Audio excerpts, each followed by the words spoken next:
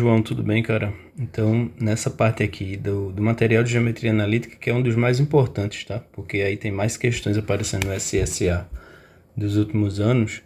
O primeiro bloco de questões eu coloquei sobre o estudo da reta, tá aqui indicado. E aí as dicas principais desse estudo da reta, fora a base matemática que você tem que ter, é a ideia de pontos de interseção. Então é muito importante você saber dominar o olhar, no caso, né? Para que você entenda o eixo Y e o eixo X e quando intercepta esses eixos. E aí a gente fala que são pontos bem importantes, pontos notáveis, tá bom? E a ideia de condição de perpendicularidade, isso não é tão essencial, não é tão básico em si para se ver na escola, porém acontece nas questões, então por isso que eu coloquei aqui, tá? A ideia de ter os coeficientes angulares multiplicando o produto escalar entre eles dá menos 1, e a ideia de distância entre pontos, que nesse caso aqui é essencial, tá bom? A ideia de uma reta, principalmente, isso é um pouco de teoria que eu vou colocar aqui só para introduzir a questão, é que toda reta ela é escrita nesse formato aqui, ó. Toda função do primeiro grau, ou seja, quando o maior expoente aqui do x, que é a incógnita, é 1, ela tem o gráfico representado como uma reta, certo? Toda função do primeiro grau, o gráfico é uma reta. E aí, nesse caso aqui, ele indica o seguinte, isso já partindo para a questão, tá? A CSA 24, questão 20, que caiu a ideia de geometria analítica usando retas. Ela diz que, observando na reta representada ao lado, que nesse caso aqui eu coloquei abaixo, perceba que ela intersecta o eixo X. Então, o eixo X é esse aqui, certo? Então, ela intersecta o eixo X nesse ponto, que ele diz que é menos 1 e 0. Isso você já tem que saber, tá? Não precisava nem colocar aqui. Você tem que saber que esse ponto, todo ponto no plano tem duas coordenadas. A coordenada de x vem sempre primeiro, ela indica que é menos 1. A de y, como não está subindo e nem descendo, né, não subiu nada e nem desceu nada, ela fica 0.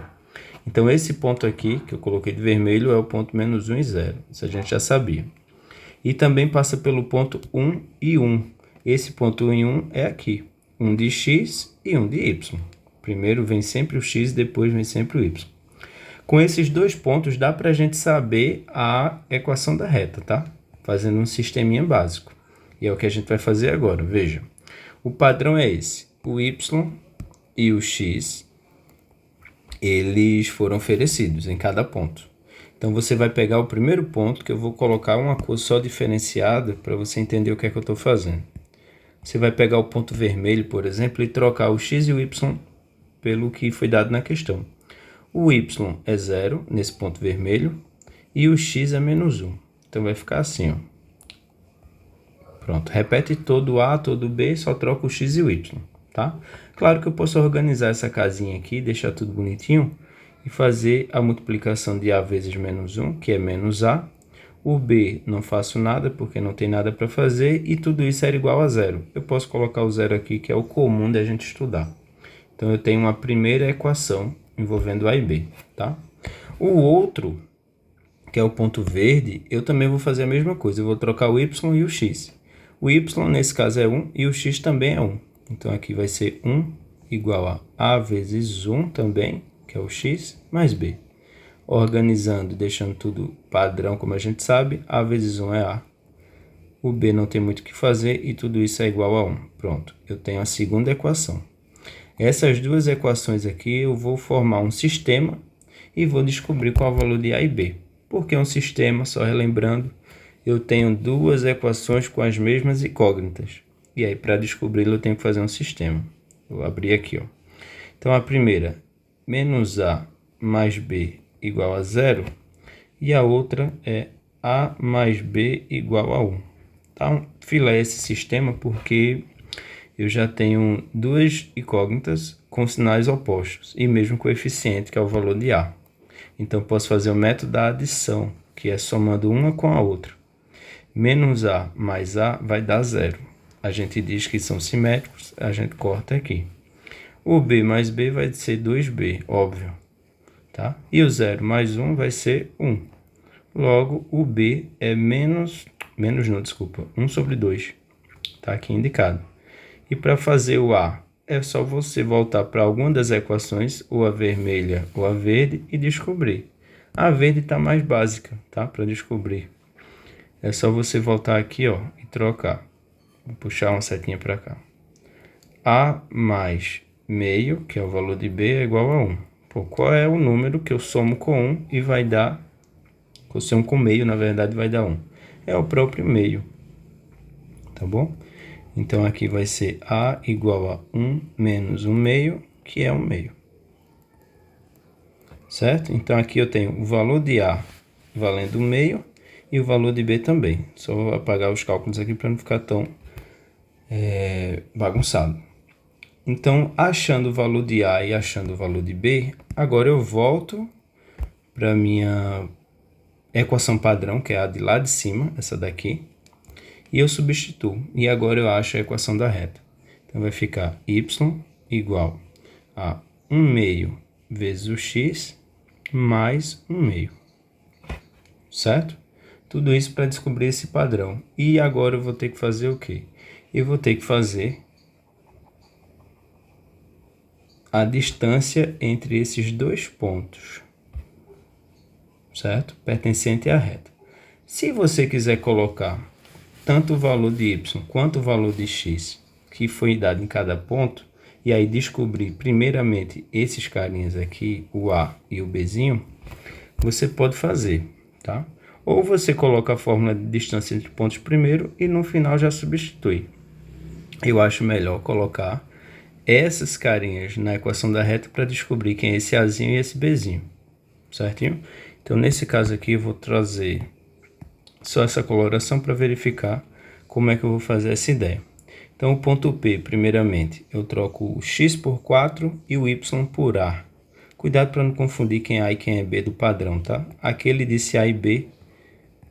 Nesse caso, você já tem que pensar especificamente no ponto P e Q. Esquece o padrão agora. O padrão agora é isso. Não tem nem A e nem B mais. Então, o valor de y é o valor de A. Então, coloca aqui. E o valor de x é 4. Então, vai ser 1 meio vezes 4 mais 1 meio. Aí, você acha o valor de A tranquilamente, tá? 4 dividido por 2, ou 1 vezes 4 é 4. 4 dividido por 2 é 2. 2 mais 1 meio. Então, acabou-se, é 2,5. Pode fazer assim também. E agora o valor de B, né? O valor de B acontece aqui no ponto Q. Deixa eu só anotar, tá? Aqui o valor do ponto P é 4 e 2,5. Pronto. Agora o valor de Q, deixa eu apagar.